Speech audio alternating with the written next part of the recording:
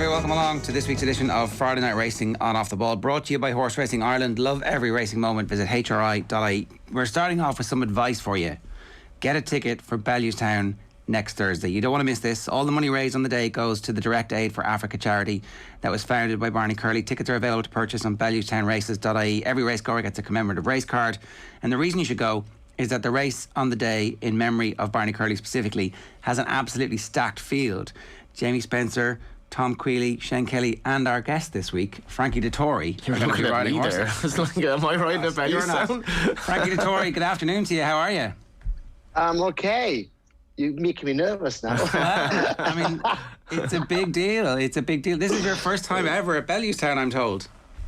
Yeah, it's the first time. I heard a lot about it, and I've been watching it, actually. I think you had a couple of meetings last week, so yeah, I did a little bit of homework, and I'm looking forward to come over and support the charity, celebrate Barney's life, and yes, I'm bringing along some good jockeys with me. Well, they were under Barney's wings, and yes, we'll make a day of it, and yeah, we'll celebrate lots of things. One of the worst parts about COVID was that we didn't really get to have big funerals and celebrations and a proper Irish wake for people who passed away during it. And obviously racing had its fair share of people who passed away. And with Barney, there wasn't really a full opportunity for an outpouring of joy and celebration of his life. Yeah, look, I saw him these last days, and look, the people who matters were there, his family and his close friends. But like you said, you could have filled 5 churches if everybody turned up. But, it's not the only funeral that it was low key, but that's the way the world is at the moment. What was he like, Frankie, actually, in these last days? It certainly was in my mind because, Barney had trained for the priesthood. He was quite a spiritual man for much of his life, and I guess when you know that the end is nearing, maybe you can take comfort in that. Was he able to talk to you and talk about how he was feeling? Yeah, obviously, look, he was a very religious man. As you know, he studied to be a priest, and then things didn't work out, but in his heart, it was always very close to God, and he had a lot of illness in his life, and basically when he got the cancer, and he knew this was the end, and he said to me that it was a peace with the Lord, and he wasn't counting the days, but he had faith on the Lord, and he was happy with himself. He deteriorated very quickly. His brain was intact until the last days. I mean, he was sharp as a razor, and we were reminiscing about the good days and about the things that he did, and we had a few laughs together. So, in one way, he passed away, of course. He's suffering, of course he suffered, but maybe not long, but that was maybe a good thing. But like I said, he told me that he was at peace with himself and at peace with the Lord. So he passed away, in comfort. Well, what were the good days as you reminisced about with him? Oh, all sorts. I mean, I know him all my life, basically. Well, I know him since I was 16, and I was a bit of a tearaway. I mean, I'm not a saint now, but I was even worse then. I was a bit of a tearaway. So the advice used to give. We used to have this great leather chair that it was like a confession box, basically. I used to sit there, and I used to give me advice and tell me the things I did wrong, and we were just reminiscing about stories. Obviously, he told me about the telephone box of Yellow Sam. That's what I'm eager to see on next Thursday, the famous telephone box. And then we were watching the Irish Guineas together before he passed away. Wow. And then we were talking about horses, and then he said he said that throughout his training career, he was good friend with the Baron of Germany, and the Baron had this nice horse. Then he had a bit of an injury, so he sent him to Barney's stud to give him some time off. I think he probably had about a year off. And then he started training this horse, and this horse was bombing up the gallops. So he was thinking of riding him in the Cambridgeshire, this German horse. And the guy who used to ride him, this Czech guy, he kind of turned around to Barney and said, Barney, I think you must sell this horse to Mr. Faber because he's way too good for you. And the horse as such was called Manduro, what he won the Prince of Wales, won the Irish champion, he was favourite for the Arc. I mean, it would have been some coup if he ran in the Cambridgeshire, let me tell you. But that's how Barney used to think. So we were giggling about it in his last days. And he's an extraordinary man he ran his own show. I had the privilege to ride for him when I was young, but then obviously I was killing his prices because of my name, so I never rode for him again. He needed a less exotic name. Like, did you see? Did you get the sense, Frankie, that because he'd so tragically lost his son, that he became maybe a father figure to others by virtue of that? Listen, I knew Charlie. He used to come to my house. I had a simulator horse, and he was a good amateur rider, so I used to teach him a few things. And Barney used to come along nicely. Yeah, it was a tragedy. I think he lost part of his life when Charlie went, and I think he was less active on the gambling side and more active on his charity.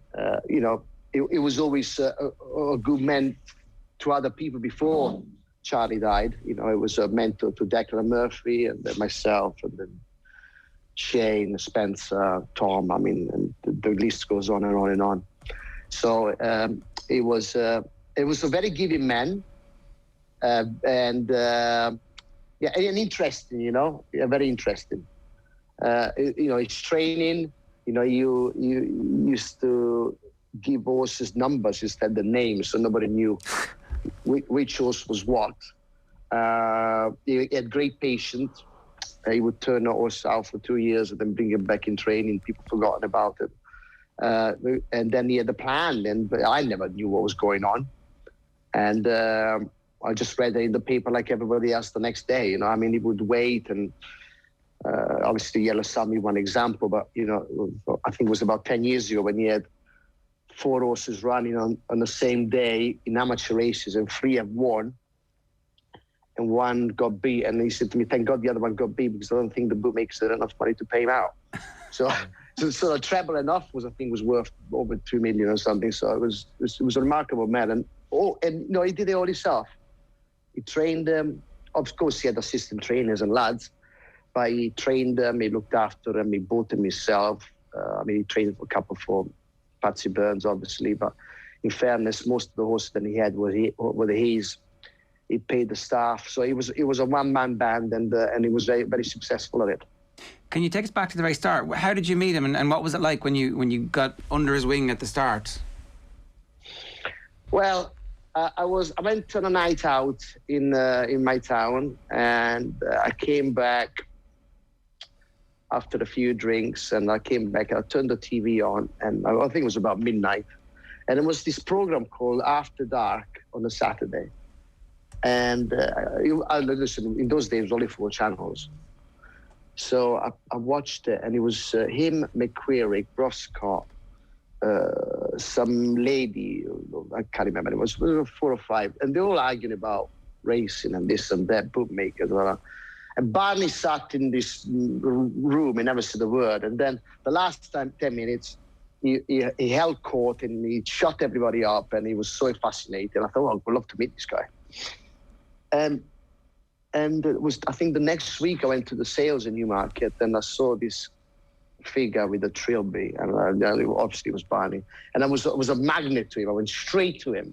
I don't know what I was going to tell him. Anyway, I looked him up, and he looked at me and said, hello, Lanfranco. And I was surprised that he knew my name because I was 16. I only just started riding. And he said to me, listen, I've been watching you riding. I like you. So do you know the word omerta in Italian? Like you. I said, yes, I do. Yes, I do, Mr. Curley. He said, right, if I ring you, you won't tell anyone. I'm going to put you some horses in an apprentice race. I said, fine. And sure to know, 2 or 3 weeks later, rings me, said, tell no one, your agent or no one, but I'm going to put you on this horse at Folkestone in this apprentice race. And so I had to make some sort of lie to my agents. I've got another ride in the race. Don't bother with this. Anyway, sure to know, the day before the races, my name was stuck down on this horse, so Barney. I looked him up in the paper. This horse didn't run for 800 days. That's about 2.5 years. And I said, listen, he ran me. He said, listen, I'm not going. Declan is going to be there with you. All I want you to do is not win more than half a length. He said, is there? I said, I don't care what you do. I don't want you to win more than half a length. And true to be known, I strangled this horse around Folkestone and I won by a neck. I mean, I was basically at both feet on the dashboard, trying to pull these horses back. And nothing. 2 days later, he called me. We had a game of snooker. He said, job well done. And then he stuck me on another one at Kempton, and same thing happened. Those bolted up. And then the third time we tried it again, his horse was slashed to ridiculous prices. And then he sacked me. He didn't sack me. He said, listen, you're not good to me anymore. and that's how we started. And then obviously he was fond of me. So I used to go around his house and play snooker. And we used to chat about life. And then, obviously son. And then after the tragedy, we swapped houses, basically. I was just about to get married and start a family. So he went to my little cottage and I went to his big house. And then, that's it. That is, we went on holidays together. And then he started a DAFA charity. I'm quite ashamed that I never went actually to Zambia. But Barney said that I wouldn't have the guts to survive it. Johnny Murta, also a good friend of Barney, and I met some of the volunteers, priests, and Andrew Montague was the solicitor lawyer of the charity, and so I was, I know most of the team, and a remarkable job really from nothing. They managed to build hospices, hospitals, and now schools. A sort of thing go. 25 years to, something really great. And that's why we are having a day on Thursday. It sounds like there's just a genuine warmth between you from the very start. For how important was it for you to have somebody who kind of looked out for you a little bit, it sounds like, as well, when you were 16 and a bit of a tearaway, and somebody you could kind of trust who was a bit older to kind of say, it's okay to have a night out every now and again, but maybe not every night? Not that. It was. I had the very colorful and roller coaster life. So, he would put your arm around me, would tell me the mistake that I did, and he would,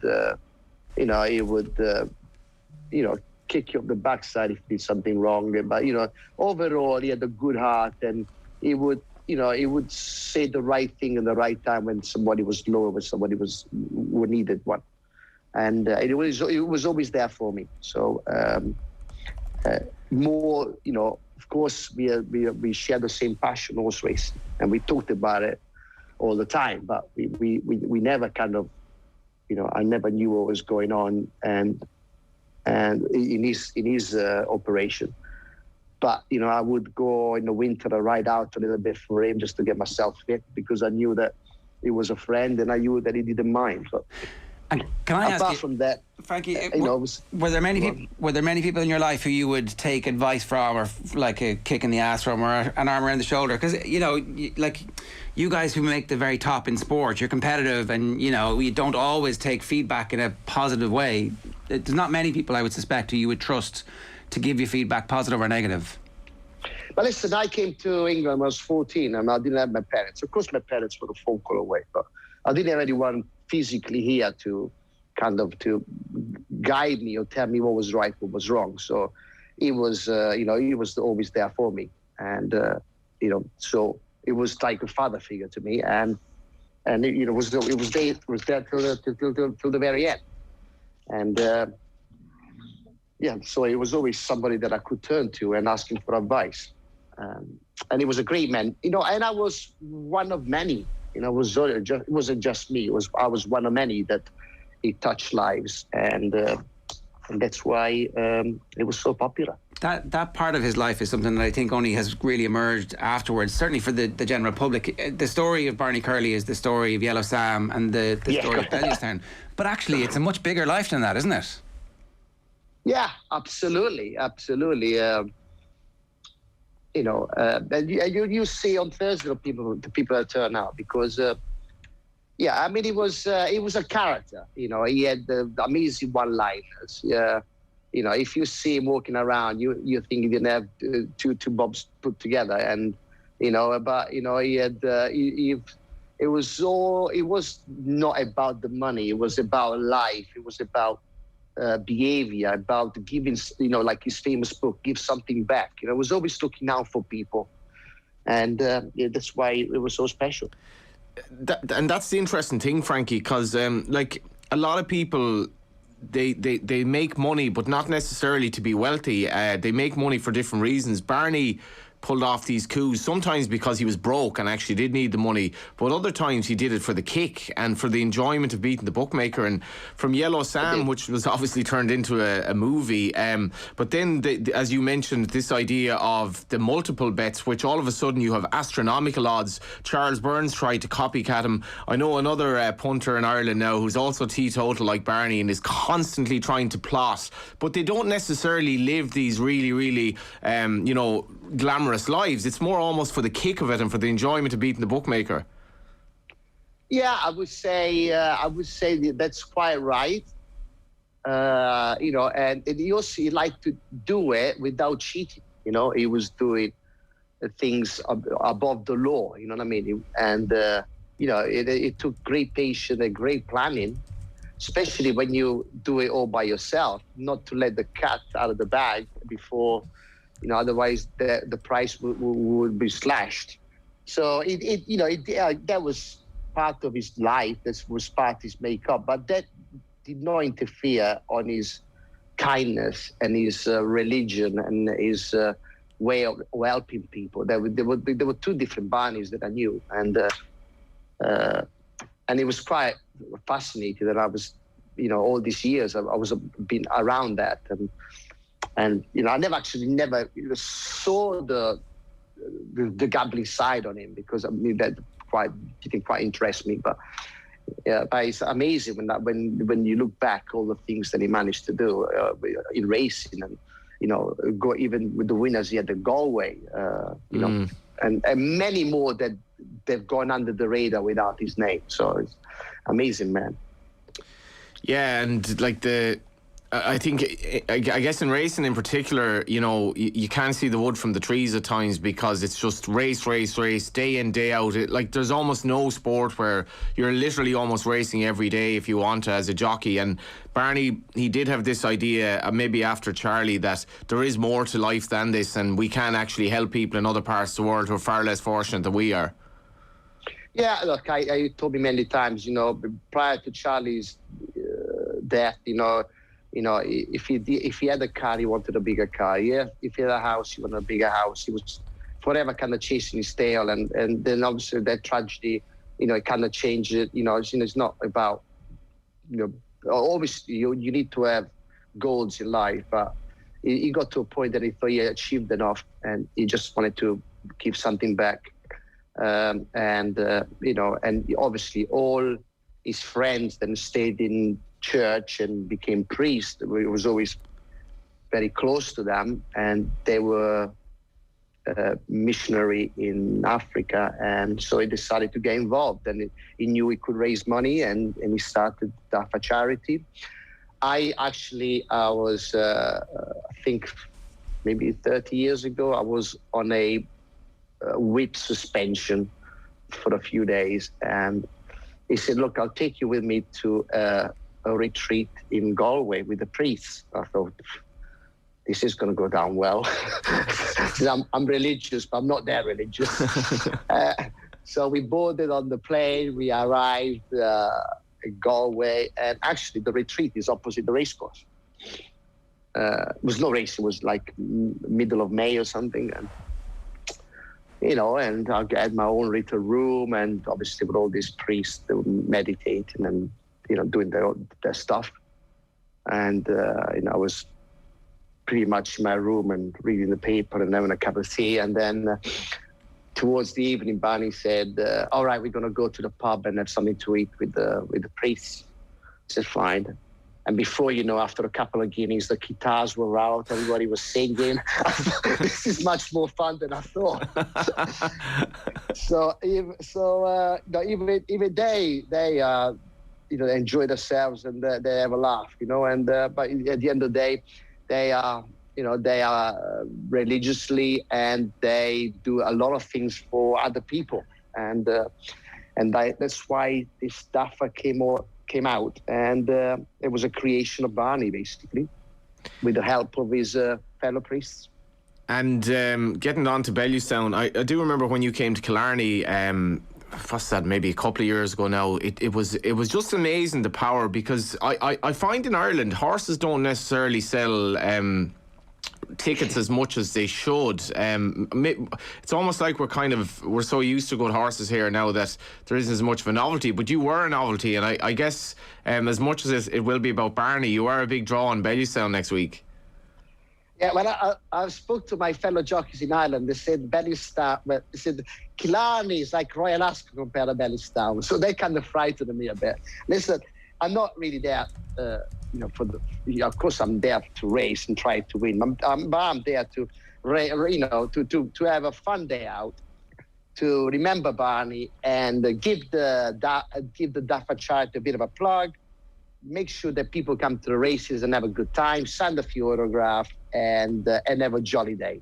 So I'm looking forward to it. It's a challenge, it's something new, and something that I like. And I do things like that, like when I went to Killarney, I like to think outside the box a bit and not just doing the same mundane thing.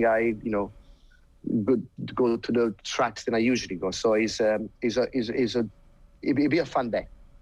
Are days like this important now for you to keep you interested? And not apart from Barney, but like something entirely new, like Bellewstown or like Killarney? Because at this stage of your career, there has to be something new that gets you out of bed and going, right, I'm chasing something else.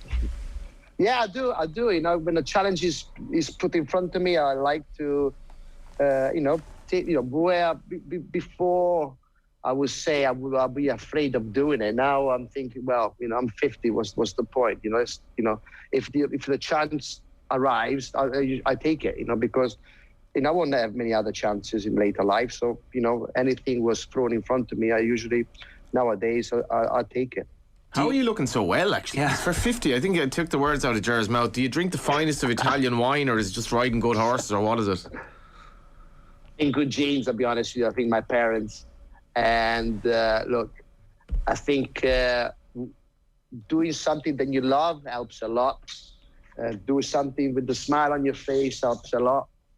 I think stress is the biggest killer. A lot of people in this world work because they have to work, but they don't actually like what they do. But I'm blessed since day one. I've been in this sport. I love horses. I love the racing. I love the smell of the crowd. I love the competition, and I think that's what kept me going for so long. And I've said this to Ger a few times on the show, Frankie, that we fall into parts of our life that become our life, essentially. So Frankie Dettori, there aren't many Italian jockeys, but you became a jockey. It was because your dad was from Sardinia and he was a jockey, and then you became arguably the most famous jockey in the world. But you probably did that because your dad was a jockey. I did that because, two things. First of all, like any Italian kid, I wanted to be a footballer. And yeah. I was okay. I wasn't, but then between the age of 8 and 9, all my mates grew a foot, and I didn't. So I was getting kicked all over the park. So the plan B was, because I was riding ponies and stuff, though I wanted to be a jockey because, I liked that life. But then I didn't realize that I was going to be this good.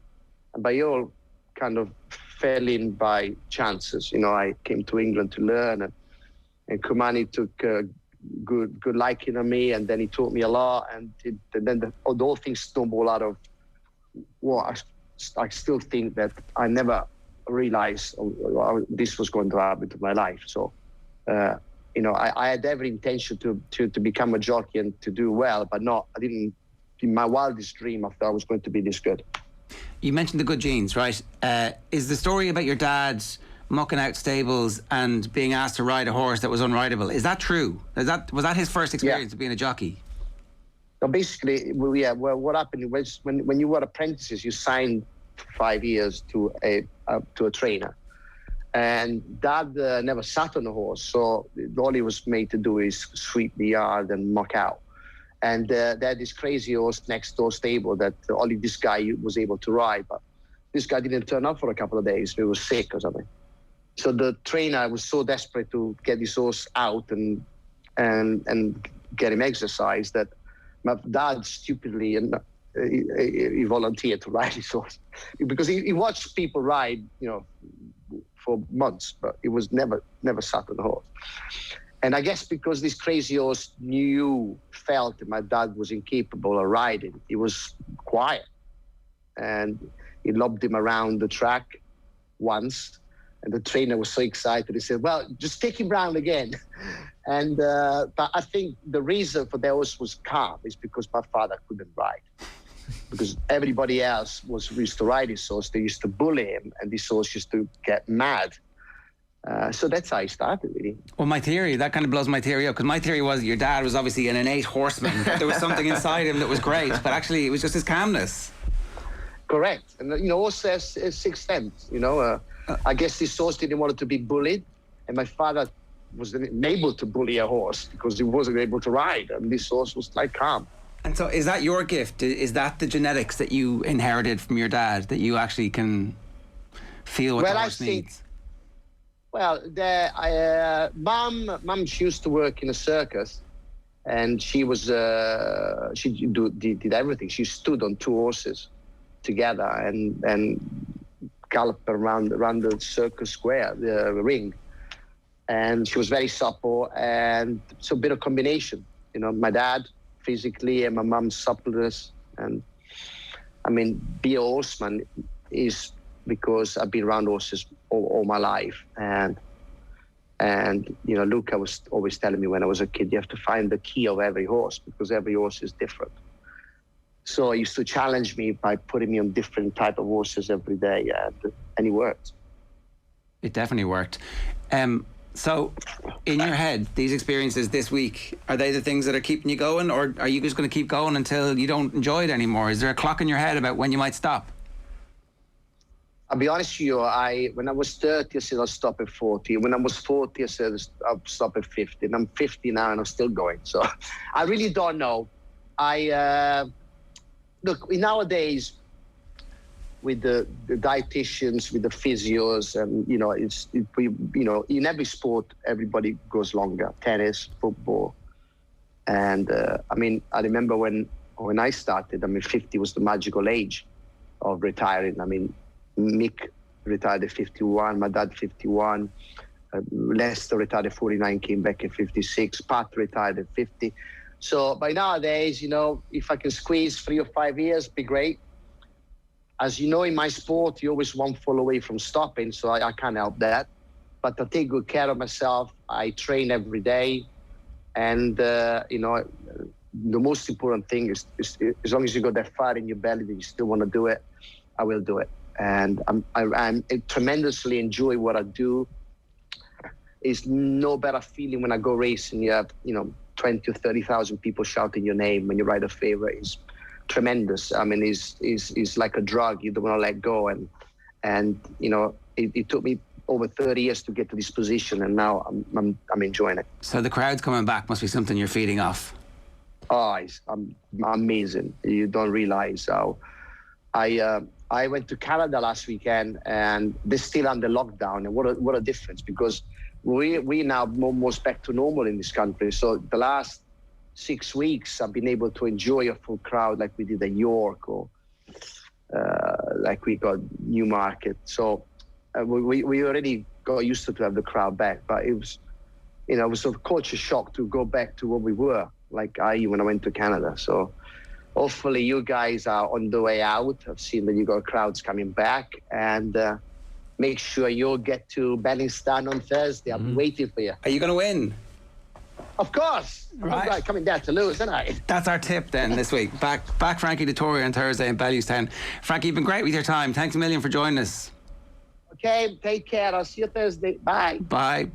That's the inimitable Frankie Dettori there. Inimitable in racing and jockey terms, but I think that, like, I certainly have a much fuller picture of Barney Curley after that conversation. Like, we did really good conversation about Barney Curley when we were doing our Mount Rushmore, because he was nominated but then didn't actually make the final cut. But now in retrospect, I think I could go back and say, well, actually there's a fuller life here as a mentor, as a character who influences, I mean, maybe in the style of Forrest Gump, but like, is there for... I'd never heard a connection between Barney Curley and Declan Murphy before, for example. Like, maybe it's a coincidence, and maybe we only hear about the ones who end up having these incredible careers and being champion jockey or vying for champion jockey. But like, you look at the names who are coming over that he's been involved with: Jamie Spencer, Tom Queally, Shane Kelly, Frankie Dettori, coming over just for this race. I didn't know any of that stuff. Yeah, well, often, like, I suppose when you read the profile of a person in the Sunday paper, it's a better description and version of that person than if you interviewed the person, particularly if the person is like Barney, whose whole MO was on people knowing as little about him as possible, really, such that he ditched Frankie after, what did he say, 3 rides? Because You're not good to me anymore. Franco Dettori's like quite a he was probably El Dettori in those days, but there wouldn't have been many Dettoris riding. So if Barney lands 2 gambles and horses that are hard held, and El Dettori is riding the third time, fool me once, shame on you, and all that. But he was a remarkable man. Like, he trained.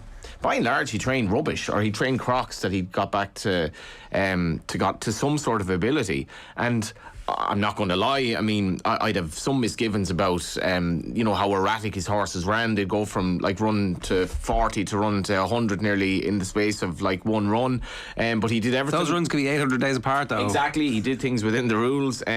Bookmakers, I think, are running scared of taking bets on horse racing, or certainly multiples now, more or less ever since his first one. Because if you have like 3 or 4 horses who are, say, and remember, Barney was involved in one of these coups where the horses weren't actually trained by him, or certainly not on the race card anyway. And I'm not suggesting that the other trainers didn't train them, but like, there was no suggestion that the bookmakers would know there was any connection to Barney at all. And that's the real, that's the real one. That's unknown. And you see, like, all these copycats now. Like, that's what intrigues me, because like a lot of racing, is most of racing is very run of the mill. It's rudimentary. But when you can get like bad racing, but these coups are going on to essentially rob very wealthy bookmakers of a lot of money, anyone will tell you, like on the Racing Post website or whatever it is, they're the stories that people click into. And it's not clickbait, it's people are really interested in these gambles, and an awful lot of that is due to Barney Curley, Yellow Sam, and the subsequent gambles that he pulled off.